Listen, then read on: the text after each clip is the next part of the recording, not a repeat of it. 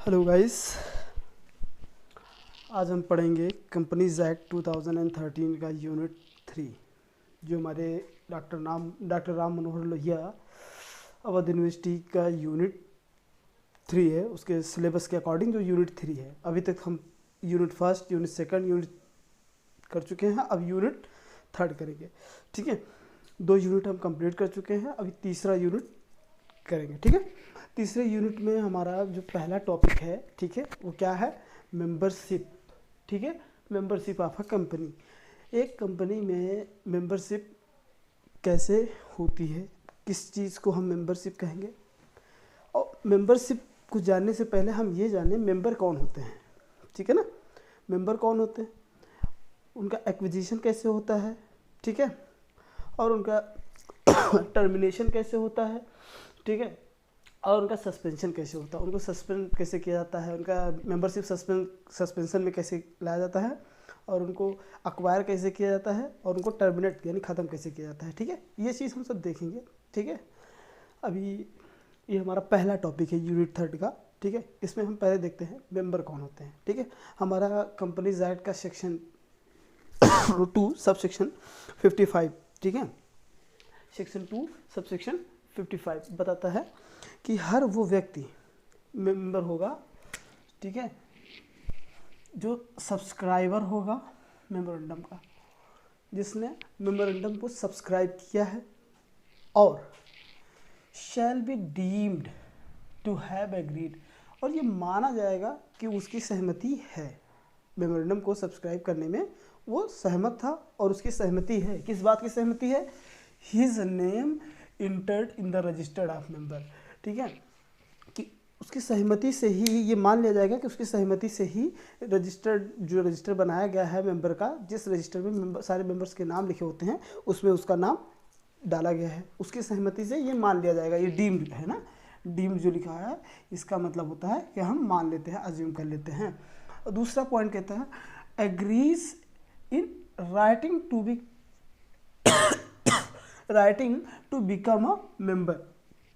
कह रहे या तो वो मेंबर बनने के लिए लिखित में सहमति प्रदान कर रहा हो, अपनी सहमति दे रहा हो लिखित में कि हम मेंबर बनने के लिए एग्री है, सहमत है। ठीक है, दूसरा every person who holds the share and his name entered as the beneficial owner in the records of depository. मतलब कह रहे हैं कि हर वो व्यक्ति, ठीक है, हर वो व्यक्ति होगा जो शेयर अब खरीदता हो और शेयर होल्डर हो, जिसने शेयर को होल्ड कर रखा हो, यानी कि खरीदा हो, ले रखा हो, और उसका नाम डिपॉजिटरी का मतलब ये होता है कि कंपनी में एक ऐसा रजिस्टर, एक ऐसा बुक होता है जिसमें सारे शेयर होल्डर्स के नाम होते हैं, कौन से शेयर होल्डर कितने शेयर किस प्राइस में खरीदे हैं, किस डेट पे खरीदे हैं, ठीक है, कितने टाइम के लिए खरीदे हैं। कुछ तो होते हैं कि एक फिक्स टाइम के लिए होते हैं, एक होते हैं कुछ टाइम के लिए। इसी यूनिट में आगे हम पढ़ेंगे शेयर कैपिटल का, तो उसमें हम इक्विटी शेयर, प्रेफरेंस शेयर सब पढ़ेंगे। ठीक है, तो अभी इतना समझते हैं कि मेंबर कौन होता है। तो मेंबर देखो, सबसे पहला करा मेंबर वो होगा जिसने मेमोरेंडम को सब्सक्राइब किया होगा। जितने सब्सक्राइबर होंगे मेमोरेंडम में जितने लोगों ने साइन किए होंगे वो सब क्या होंगे? वो सब हमारे मेंबर होंगे। ठीक है, और दूसरा shall be deemed to have agreed. ठीक है, और ये मान लिया जाएगा कि वो सहमत था किस बात के लिए? His name entered in the register of member. ठीक है, और ये मान लिया जाएगा कि उसने वो इस बात के लिए मान लिया जाएगा कि भाई वो सहमत था। ठीक है, वो सहमत था, उसकी मर्जी से ही रजिस्टर में मेंबर्स का जो रजिस्टर होता है उसमें उसका नाम डाला गया। और दूसरा कह रहा है agrees in writing to become a member, वो लिखित में अपनी सहमति दे रहा है मेंबर बनने के लिए। ठीक है, और उसके बाद कह रहा है every person who holds the share. ठीक है, हर वो व्यक्ति जो शेयर होल्ड करता हो, ठीक है, और वो कंपनीज के डिपॉजिटरी में एज अ बेनिफिशियल ओनर उसमें उसका नाम लिखा हो।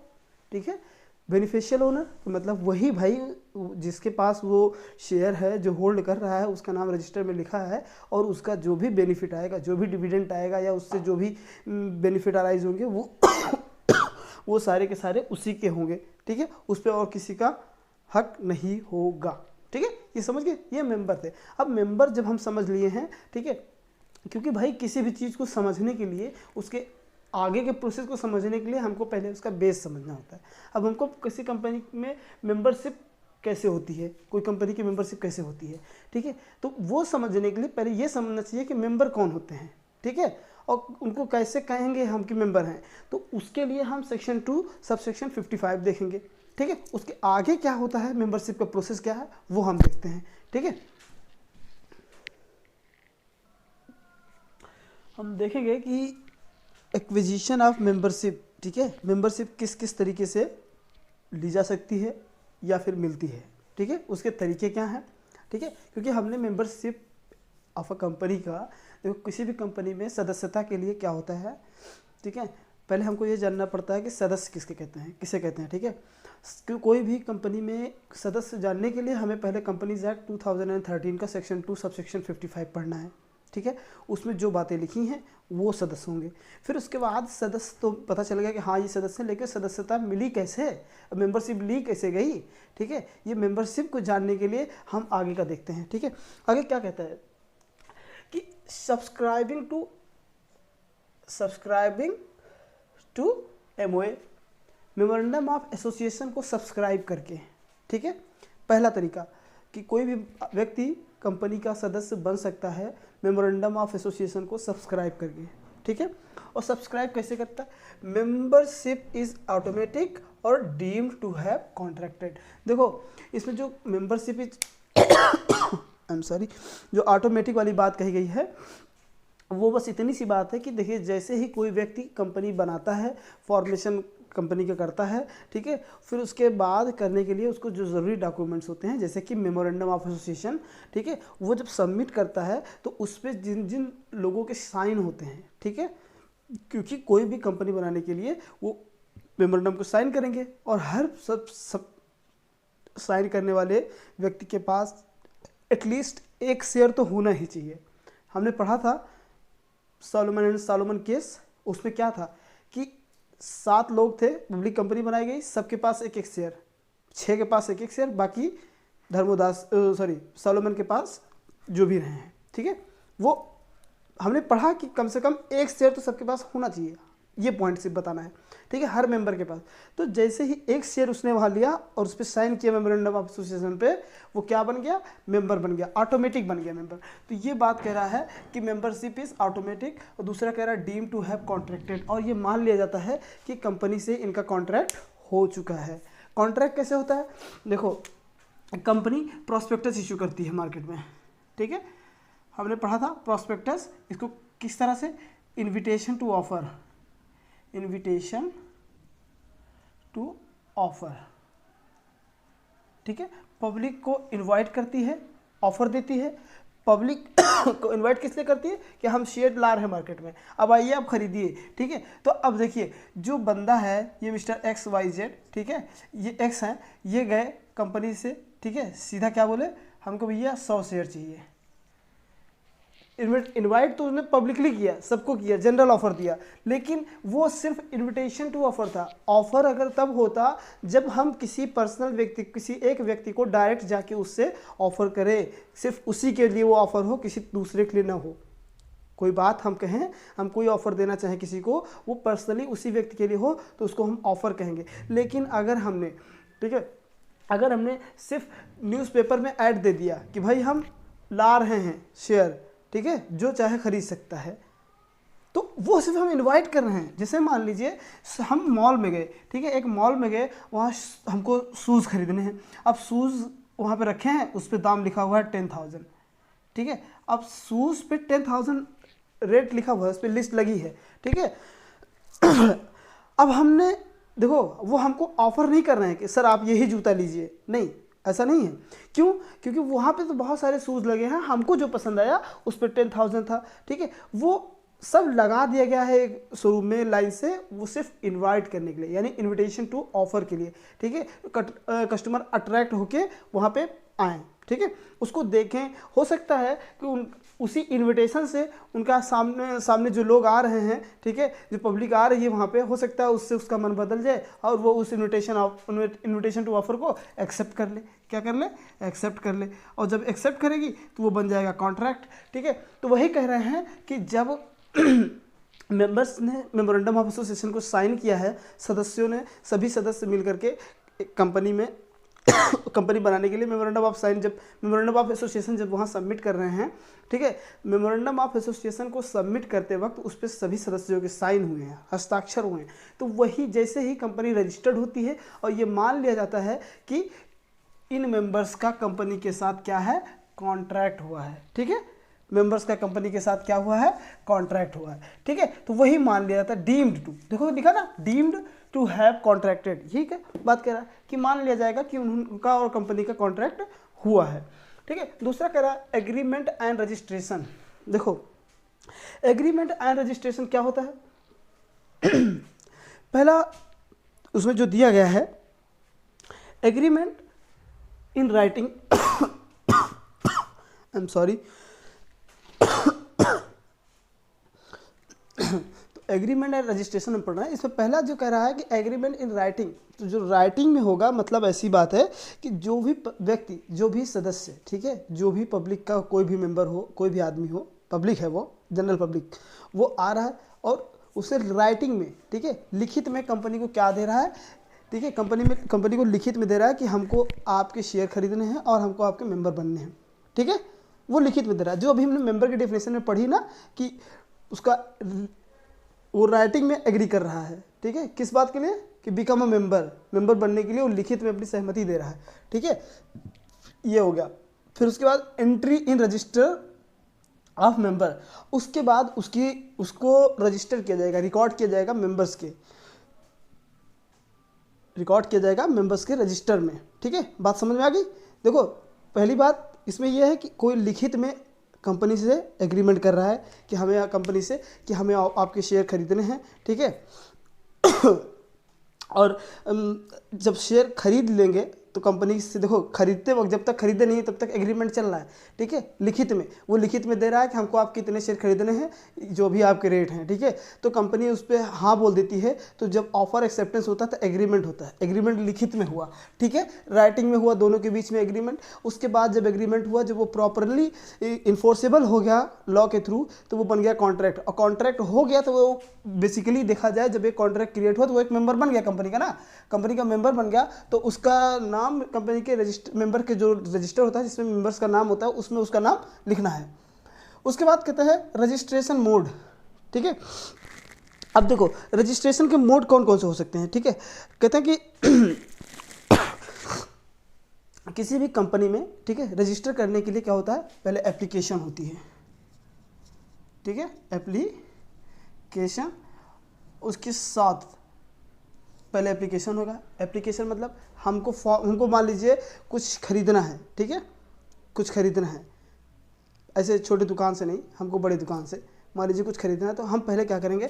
हम उसको ऑफर देंगे। मान लीजिए सबसे अच्छा एग्जांपल ले लीजिए एडमिशन का। एडमिशन के लिए सबसे पहले हम जाते हैं तो हमको एप्लीकेशन फ़ीस जमा करना पड़ता है, एक फॉर्म मिलता है जिसे फॉर्म फिल करके तो वो वहाँ पे दो, वो एप्लीकेशन होता है, एप्लीकेशन, ठीक है। उसके बाद होता है अलॉटमेंट।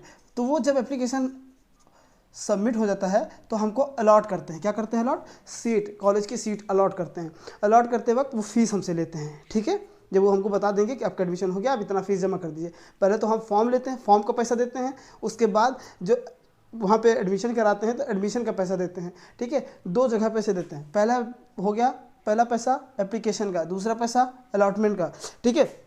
और उसके बाद कह रहे हैं कि ये तो एक तरीका हो गया, ठीक है। पहला तरीका ये हो गया कि हम कंपनी में जाएं और उससे एप्लीकेशन लें, कंपनी का एप्लीकेशन मांगे, ठीक है, उस पर भर के उसका पेमेंट कर दें।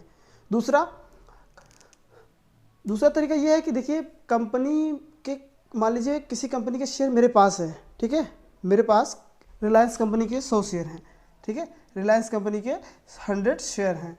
अब मेरे पास है ये, लेकिन कोई मेरा बहुत अच्छा दोस्त है, ठीक है, या मेरा फैमिली में कोई बहुत मेरी फैमिली है, ठीक है, मुझे किसी को गिफ्ट करना है।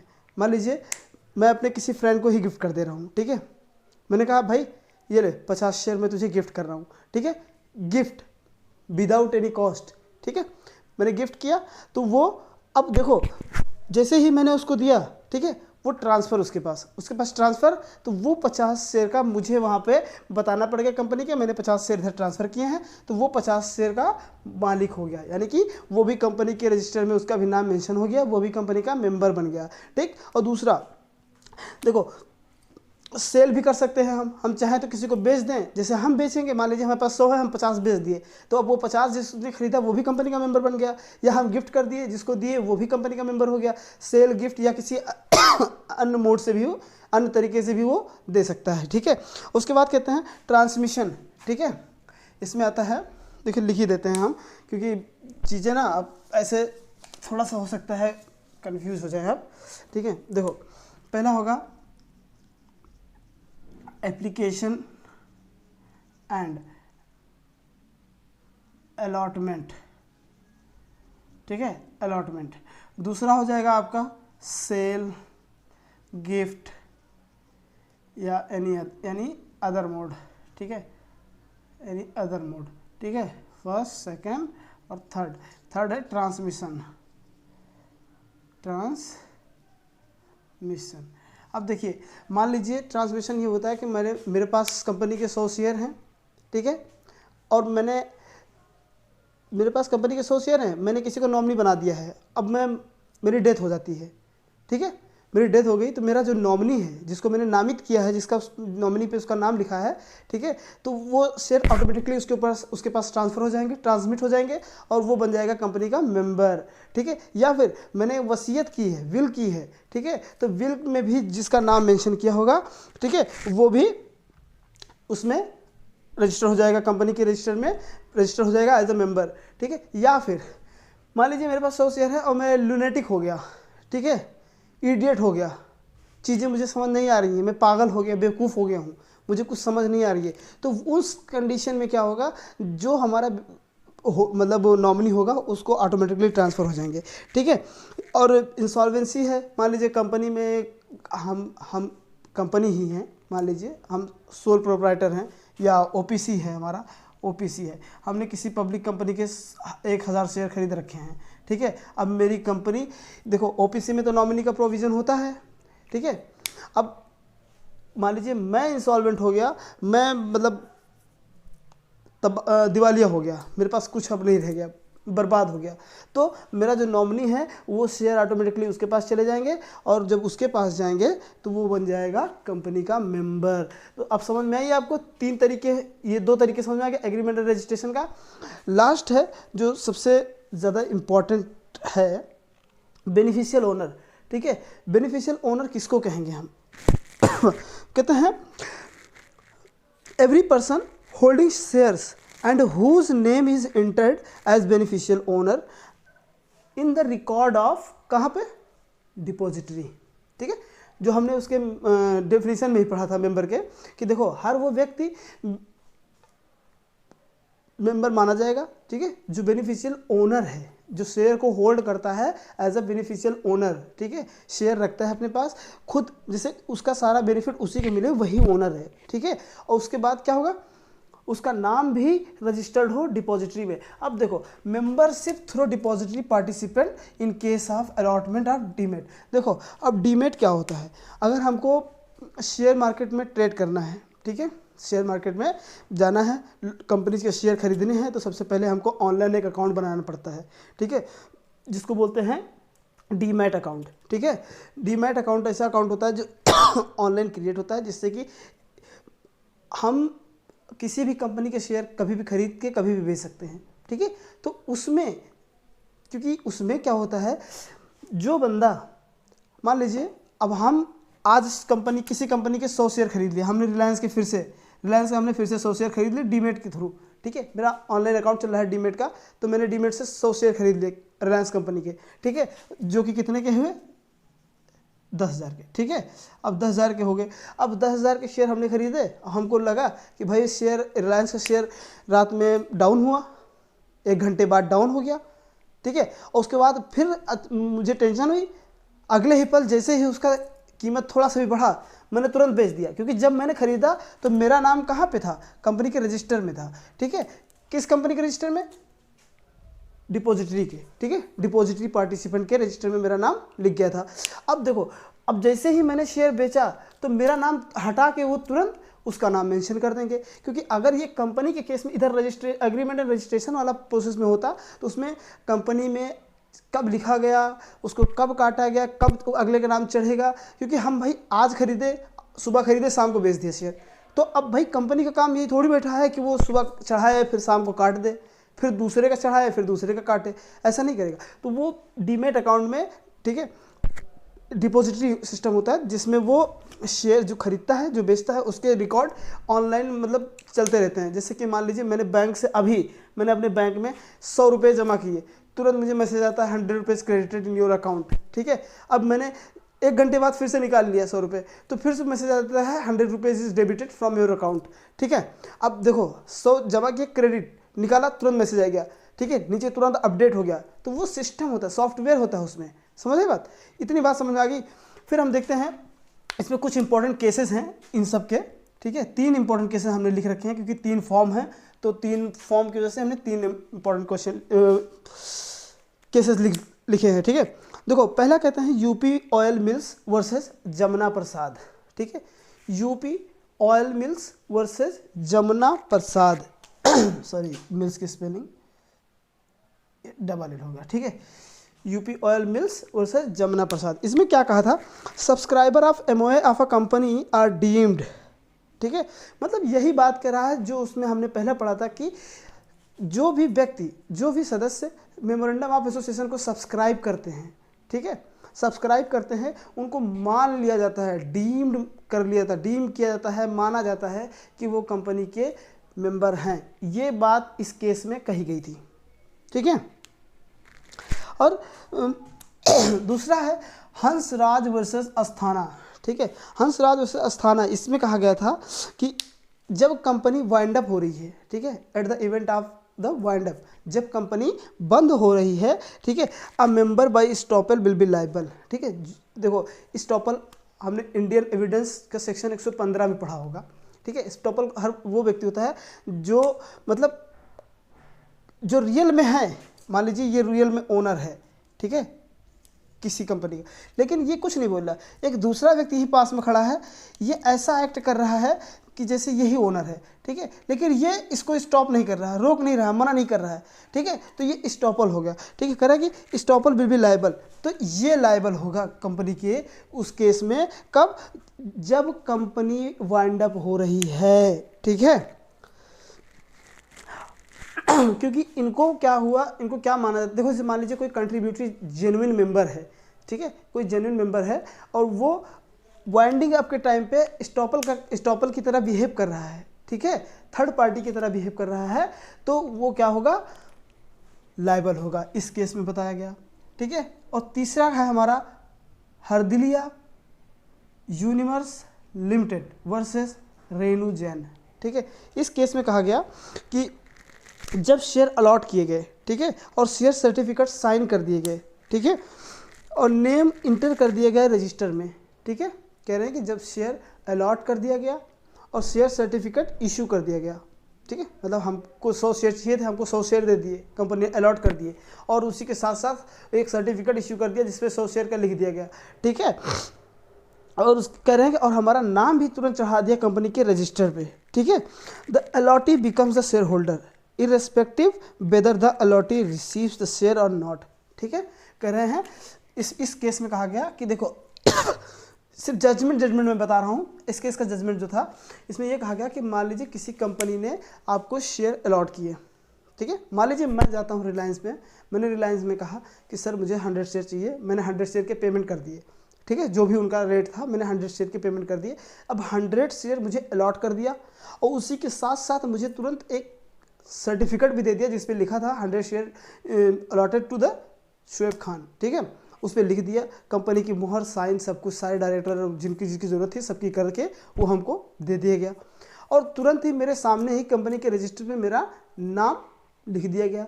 अब वो यही बात कही गई कि जब कंपनी के रजिस्टर में किसी का नाम चढ़ गया एज अ मेंबर, लिख दिया गया, ठीक है, मेंबर्स के रजिस्टर, जो मेंबर जिस ऐसा रजिस्टर है जिसमें मेंबर्स के एंट्री होती है, मेंबर्स का नाम लिखाता है, उस रजिस्टर में अगर मेरा नाम लिख दिया गया और भले मुझे शेयर दिया गया हो या ना दिया गया हो, मुझे कंपनी का मेंबर माना जाएगा, ठीक है। भले मुझे शेयर मिले हों या ना मिले हों, इससे कोई मतलब नहीं है, हमको कंपनी का मेंबर माना जाएगा, ठीक है, अगर हमारा नाम कंपनी के रजिस्टर में डाल दिया गया तो, ठीक है। ये हमने पढ़ा मेंबर्स मोड्स ऑफ एक्विजिशन। देखो एक्विजिशन क्या होता है, ठीक है, कंपनी में मेंबरशिप पाने का क्या क्या तरीका है, क्या क्या रास्ता है, तो हमने 3 रास्ते पढ़े। एक तो होता है मेमोरेंडम ऑफ एसोसिएशन को साइन करके यानी सब्सक्राइब करके, दूसरा एग्रीमेंट एंड रजिस्ट्रेशन करके, और तीसरा है बेनिफिशियल ओनर बन के, ठीक है।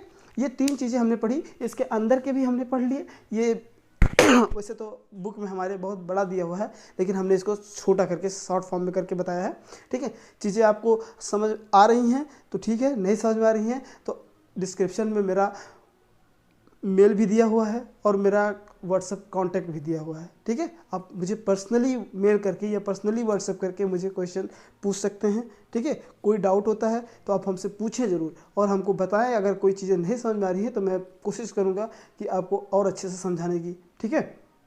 और आप लोग मेरे चैनल को सब्सक्राइब करें, लाइक करें, शेयर करें, ठीक है। और कमेंट ज़रूर किया करें, कमेंट करने से कम पता चलेगा कि हाँ चीज़ें समझ में आ रही हैं, नहीं आ रही हैं। पॉजिटिव निगेटिव जो भी आपको लगे, ठीक है, वो कमेंट कीजिए लेकिन, ठीक है। धन्यवाद।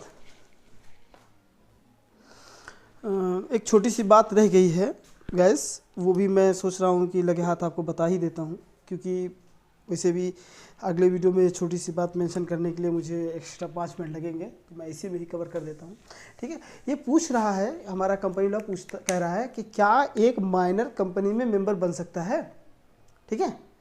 क्या कोई माइनर, ठीक है, बिलो द 18 साल से कम का कोई व्यक्ति है, ठीक है, कोई एडल्ट है, नौजवान है, क्या वो कंपनी में सदस्य बन सकता है? तो हमारा बेसिक साइंस मतलब माइंड पहुंच जाता है सीधा इंडियन कॉन्ट्रैक्ट एक्ट की तरफ। इंडियन कॉन्ट्रैक्ट एक्ट क्या बताता है? इंडियन कॉन्ट्रैक्ट एक्ट में देखो हमने पढ़ा था,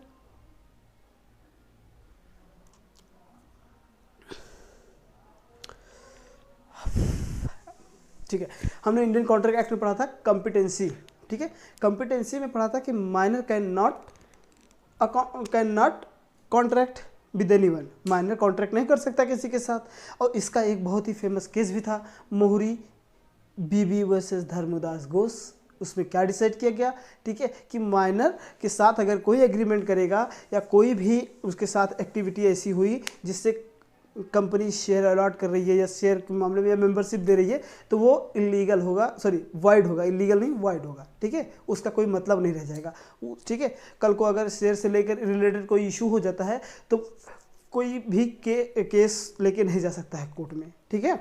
और ये पूछ रहा है एक्चुअली, इसका एक और क्वेश्चन आ रहा है कि अगर, ठीक है, अगर ऐसी स्थिति बन जाए जब कंपनी किसी माइनर को शेयर अलॉट कर दे, ठीक है, कोई ऐसी स्थिति बन जाए जब कंपनी किसी माइनर को शेयर अलॉट कर दे, तब क्या होगा, ठीक है। पहली चीज़ तो कंपनी किसी माइनर को शेयर अलॉट कब कर सकती है? तब जब वो उसे लगे कि भाई एज उसने गलत मेंशन कर दिया है, क्योंकि हाय वो देखिए आजकल क्रिप्टो का बड़ा ट्रेंड है, ठीक है, आजकल क्रिप्टो करेंसी का बड़ा ट्रेंड है, ठीक है, वैसे ही शेयर मार्केट का भी बड़ा ट्रेंड चल रहा है। तो क्या होता है, कोई भी व्यक्ति, कोई भी बच्चा या कोई भी स्टूडेंट जो नौजवान है, बिल्कुल समझदार है, वो मैच्योर है, ठीक है, तो वो चीज़ें उसका काफ़ी ज़्यादा इंटरेस्ट इसमें है, तो वो शेयर खरीदने के चक्कर में पड़ जाते हैं। तो अब वो 18 से कम है तो उनको कंपनी मेंबर नहीं बना सकती मतलब शेयर इशू नहीं कर सकती, ठीक है। तो क्या होगा, मान लीजिए वो गलत एज मेंशन करके, गलत आईडी बना करके वो शेयर ले लें, बाद में कंपनी को पता चले कि अरे वो तो माइनर था, तो क्या होगा उस केस में? तो उस केस में ये होगा कि कॉन्ट्रैक्ट को रिपुडिएट किया जाएगा, ठीक है। जो उस कंपनी ने उसको शेयर अलॉट किए हैं वो अलॉटमेंट कैंसिल करनी पड़ेगी, ठीक है। और जो भी शेयर उस कंपनी ने उसको इशू किए हैं वो वापस लेने पड़ेंगे, ठीक है। दूसरा कह रहे हैं उसका नाम, ठीक है, नाम जो है उसको उसका नाम रजिस्टर में अगर दर्ज हो गया है तो रजिस्टर से हटाना पड़ेगा, ठीक है। और तीसरा कह रहे हैं return all monies receive from the minor, और जितने भी पैसे माइनर से कंपनी ने लिए हैं, ठीक है, शेयर के बिहाफ पे, शेयर के लिए, वो सारे पैसे कंपनी को माइनर को वापस करने पड़ेंगे, ठीक है। ये चीज़ें आपको समझ में आ गई होंगी, ठीक है। देखो माइनर कंपनी में मेंबर नहीं बन सकता, ठीक है। क्यों? क्योंकि हमारा इंडियन कॉन्ट्रैक्ट एक्ट मना करता है इसको, ठीक है। हमारा कंपनी लॉ सीधा साधा इंसान वो मान जाता है, अगर कोई दूसरा एक्ट इस पर इंटरफेयर करता है तो वो मान जाता है, ठीक है। और दूसरी चीज़, क्या माइनर बेनिफिशियल ओनर बन सकता है किसी भी कंपनी में? बेनिफिशियल ओनर नहीं, बेनिफिशियल होल्डर बन सकता है। कब? जब मान लीजिए मैंने बताया ना, डिसीज्ड, कोई उसका डिसीज्ड है, ठीक है, कोई डिसीज्ड है ट्रांसमिशन के थ्रू कोई व्यक्ति है, वो उसका जो नॉमिनी है वो माइनर है अभी, ठीक है, लेकिन उसको किसी को क्या पता था, कंपनी को थोड़ी पता था कि ये माइनर जो व्यक्ति अभी है ये कभी भी चला जाएगा, उसको नहीं पता कि इतनी जल्दी चला जाएगा। लेकिन जो उसका नॉमिनी था वो माइनर था, बिलो द 18 था, तो वो शेयर उसी के पास ट्रांसमिट हो जाएंगे, ठीक है, उसको उसके बेनिफिट मिलते रहेंगे, ठीक है। ये समझिए, सिर्फ ट्रांसमिशन के केस में है, बाकी कंपनी डायरेक्ट ऐसे शेयर किसी के माइनर को नहीं अलॉट कर सकती, और मेंबर के रजिस्टर में उसका नाम नहीं लिखा जाएगा, उस डिसीज का ही नाम रहेगा जब तक कि वो माइनर मेजर ना हो जाए, ठीक है। चीज़ें समझिए। चलिए, थैंक यू, धन्यवाद।